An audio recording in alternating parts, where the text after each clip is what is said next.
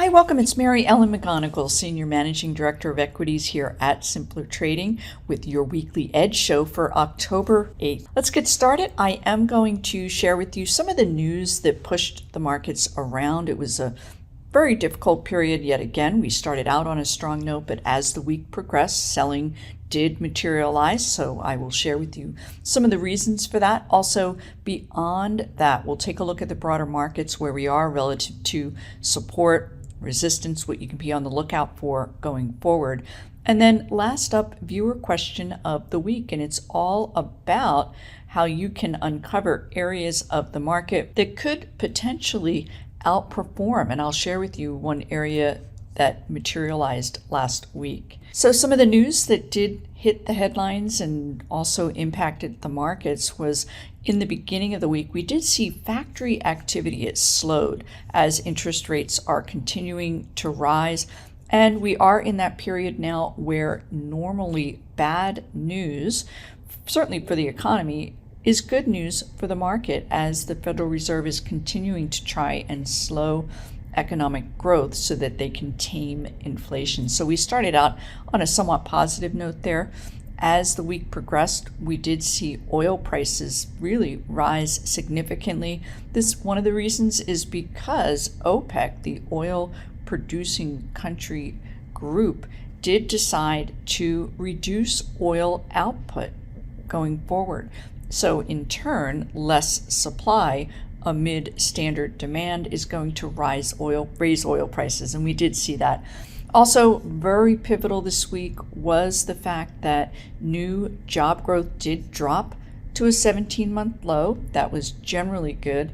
However, unemployment in September fell. The combination of these jobs numbers did bring out fear that the Federal Reserve will remain aggressive in their efforts to raise interest rates, and we saw sharp selling on Thursday and Friday.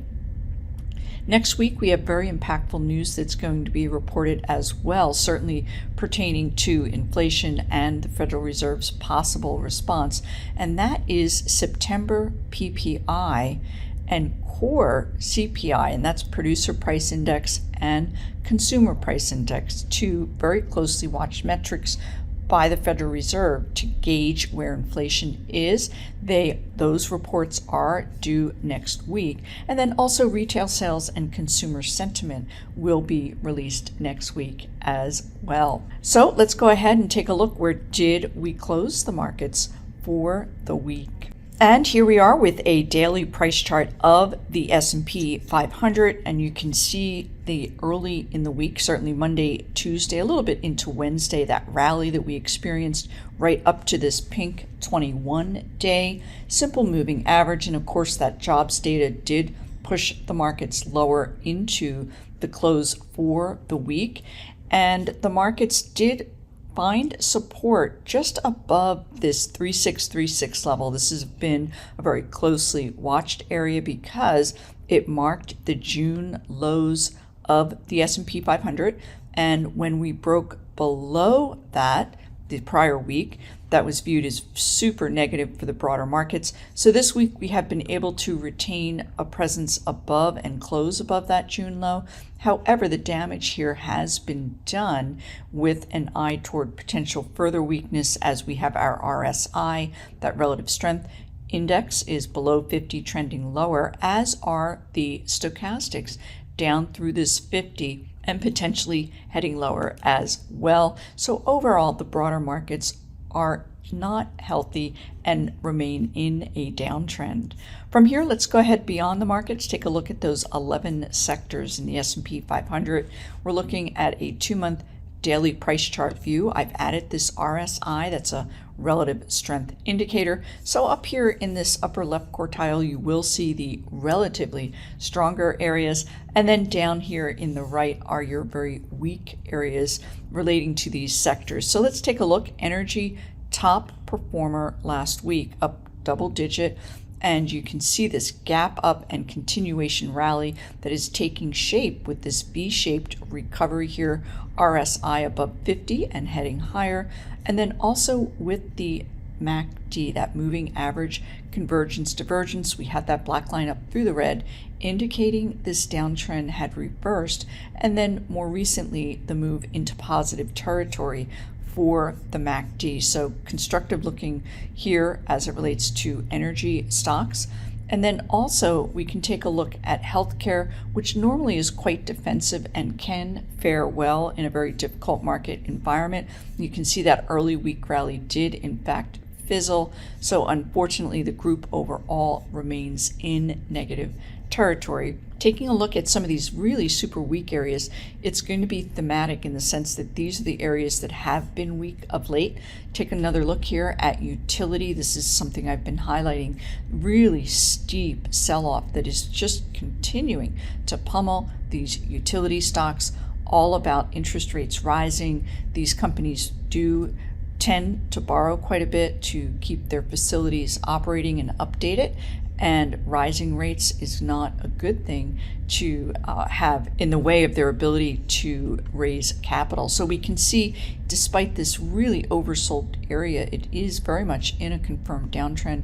RSI is not yet in an oversold position. The reason I point that out is we can go back historically to another period where it did not sell off quite as much, but it was steep. And then once we did get into that RSI below that 30 into an oversold position, we did see a bit of a rally here. So we're not quite ripe for that yet.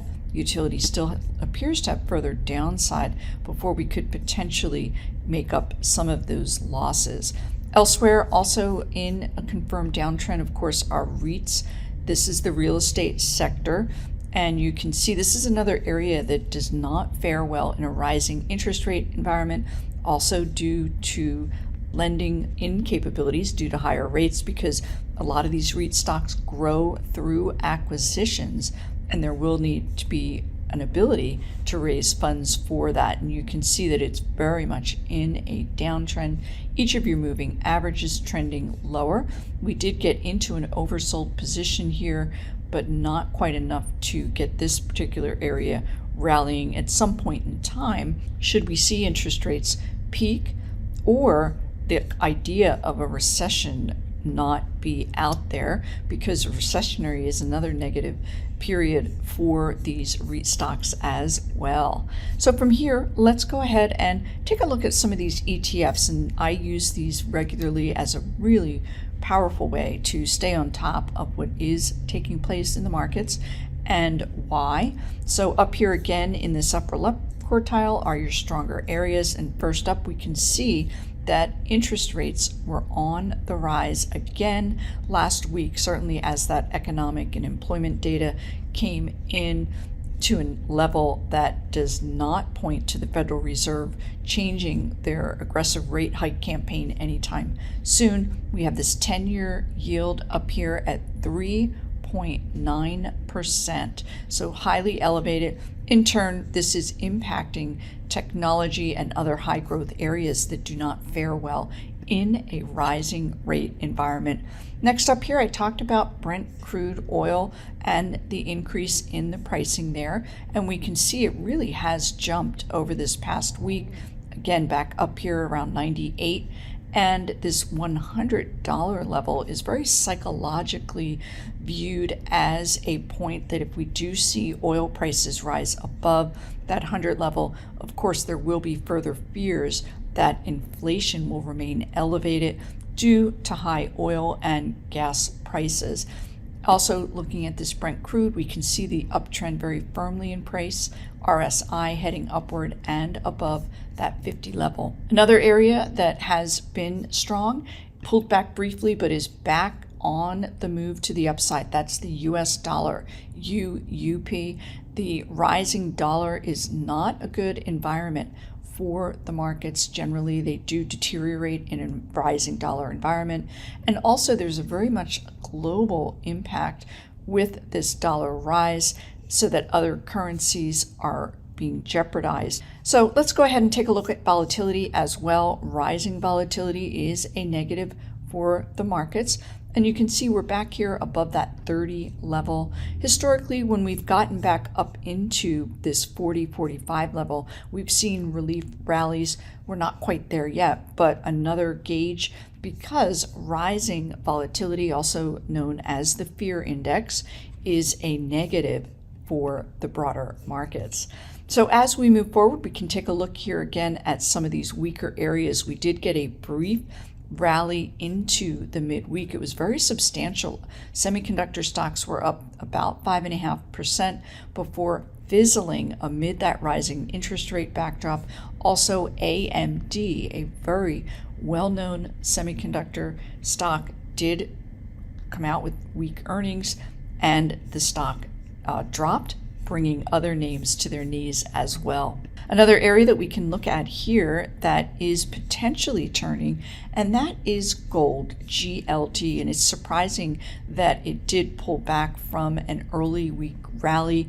Normally during periods of volatility and uncertainty, you will see a flight to quality or to gold stocks, and it was beginning to materialize here, but it has pulled back and remains below this 50-day simple moving average. We'll be keeping an eye on this gold area because you can see historically going back, certainly with the Ukraine and Russia situation, the conflict really pushed these gold stocks quite a bit higher, and we are still languishing down now below that 50-day simple moving average.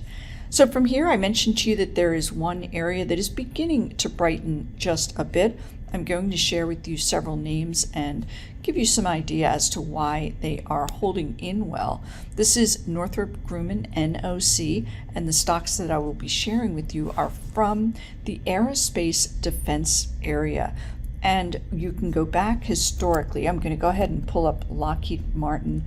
That was one of the other names, but we can begin with that simply because I want to show you a monthly chart of Lockheed Martin. If we go back to this 2000 bear market period, these aerospace and defense stocks really outperformed.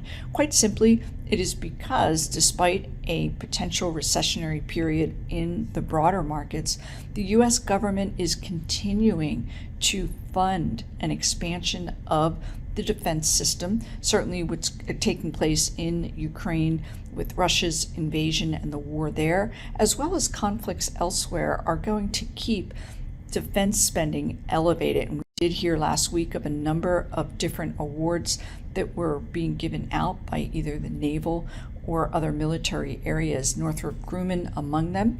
So we can see the stock is above each of these moving averages. I'll take a second here and mark this up for you because you can also see that that MACD had that black line up through the red. So that nice crossover and the rally on Friday took shape on very high volume. This is the RSI above 50 and trending higher. Now, of course, I did mention to you that the broader markets are in a downtrend. So any kind of new trades that you were to potentially enter, keep in mind that the backdrop is not healthy, so that you will want to keep your stops very, very tight. This next stock is not an aerospace or defense company. However, it is a global construction company, Fluor. FLR is the ticker symbol, and it is benefiting from those very same dynamics because oftentimes the projects that they are involved in are being funded by governments. So over the last week, Fluor had 3 new contracts come to light. One is a very big deal with China and their infrastructure. Also, there was a deal in Scandinavia, and in addition, they were awarded a contract by the Naval Committee. So all 3 items did push growth prospects higher, and in turn we can see the stock had this gap up and continuation rally into a base breakout.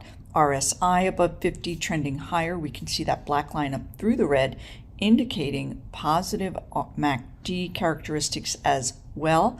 And we are not yet in an overbought position with that RSI, and I'm pointing that out because should we even get up there, you can see historically that the stock can remain in an overbought position and continue to trade higher. Very high volume characteristics as the stock rallied. Again, the backdrop not particularly healthy as it relates to the broader markets, but certainly this stock does appear poised for a continuation of this counter trend rally. That's it for this week, everyone. Take care. I look forward to seeing you here next weekend. Hey, Mary Ellen here with Simpler Trading. Thanks for watching the video. If you liked what you saw, go ahead and hit that like button and leave comments below. And if you'd like to be notified to future videos, you can hit that bell icon and subscribe.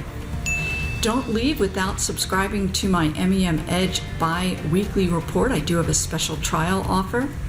And for those who'd like to learn about trading live with us, you can go ahead to simplertrading.com to learn more.